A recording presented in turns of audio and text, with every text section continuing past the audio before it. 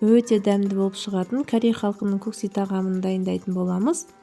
Осындай әсіресе ыстық күндері дайындап көріңіздер. Өте жеңіл тағам.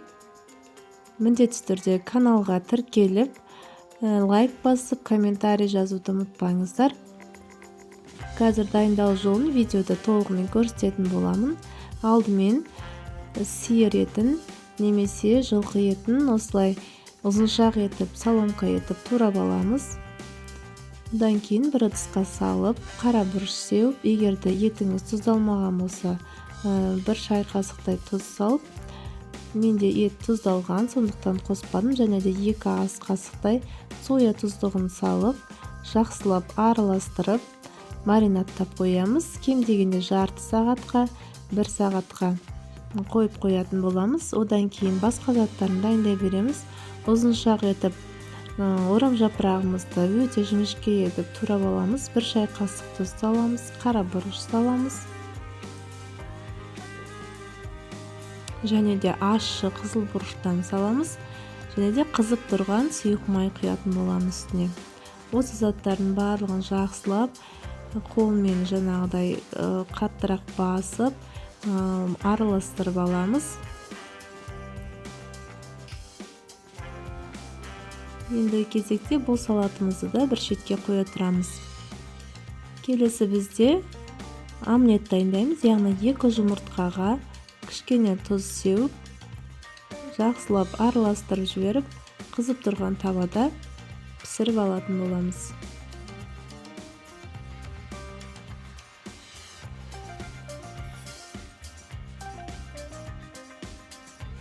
Бір жақ беті толықтай пісе бастаған кезде екінші жағына аударып, кішкене қызартып пісіріп аламыз.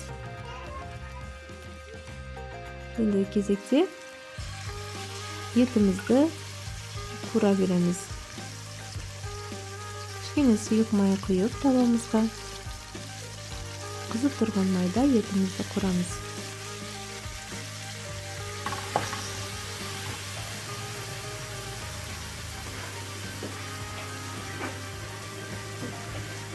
Етіміз қуырылып піскенше, осындай шұңғыл ыдысқа суды қайнатып, 1 ас қасық тұз салып, спагеттидің ең жіңішке түрін салатын боламыз. Яғни 10-15 минут көлемінде қайнатып пісіріп аламыз.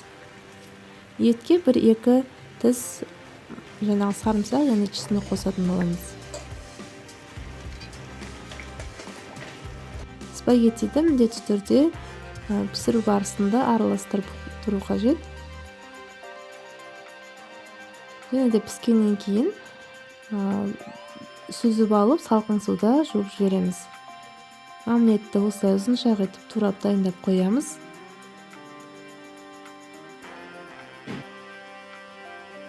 Және де салатқа қиярды осылай жартылай етіп турайтын боламыз.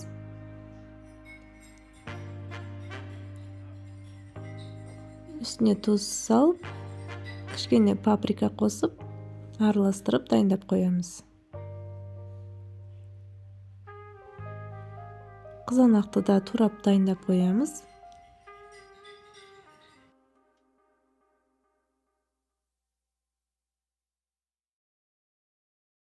Спагетти пісіп шыққаннан кейін осылай тарелкаларға бөліп салып қоямыз.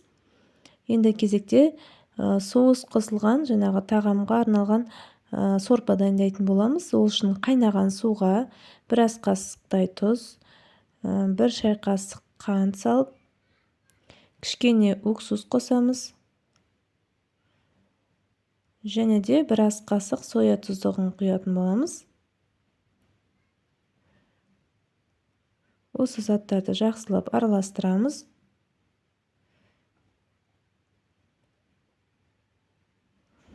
Бұл сорпасын суықтай да ұсынуға болады, немесе осындай ыстық күйде де ұсынуға болады. Енді кезекте барлық тағамды жинайтын боламыз. Бір жақ шетіне ет саламыз, орам жапырақ, қиярды, қызанақ және ортасына дайындап қойған омлетімізді қоямыз. Міндетті түрде сорпасынан құятын боламыз. өте дәмді болып шығады. Осы заттардың барлығын араластырып жесеңіздер, дәмі деген керемет. Міндетті түрде дайындап көріңіздер. Астарыңыз дәмді әрі берекелі болсын.